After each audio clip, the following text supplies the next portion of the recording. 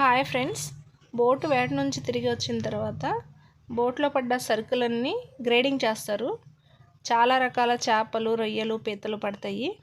సముద్రంలో కొన్ని వేల రకాల చేపలున్న మనకి బోట్లో మాత్రం ఒక 10-15 రకాలు మాత్రమే వేటలో పడతాయి.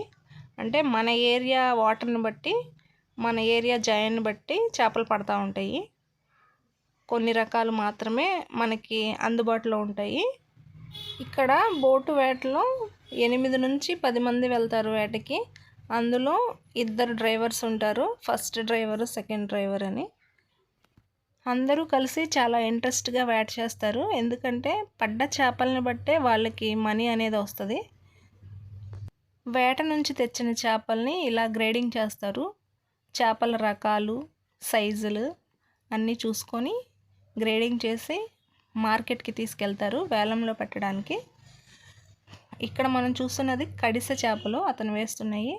ఇవి కేజీ మనకి 100 నుంచి 120 ఆ రేంజ్లో దొరుకుతాయి. టేస్ట్ కూడా చాలా బాగుంటుంది. అట్లానే ఇక్కడ 3-4 రకాల చేపలు ఉన్నాయి.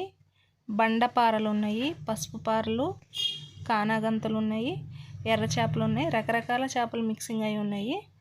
ఇక్కడ వంజరాలు ఉన్నాయి. ఒక్కొక్క వంజరం కేజీ సైజు ఉంది.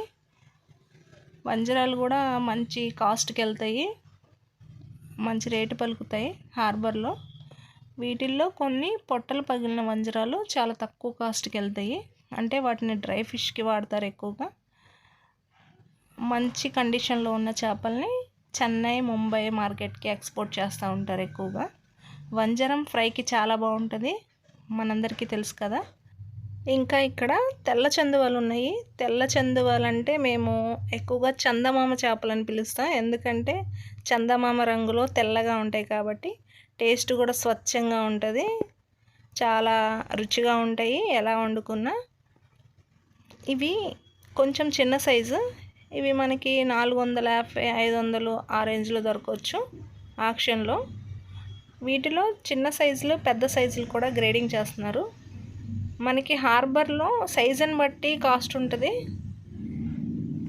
అట్లాగే ఫుల్ కండిషన్లో ఉన్న చేపలు మన నిజాంపట్నం హార్బర్లో మాత్రమే చాలా తక్కువ ప్రైస్కి దొరుకుతాయి.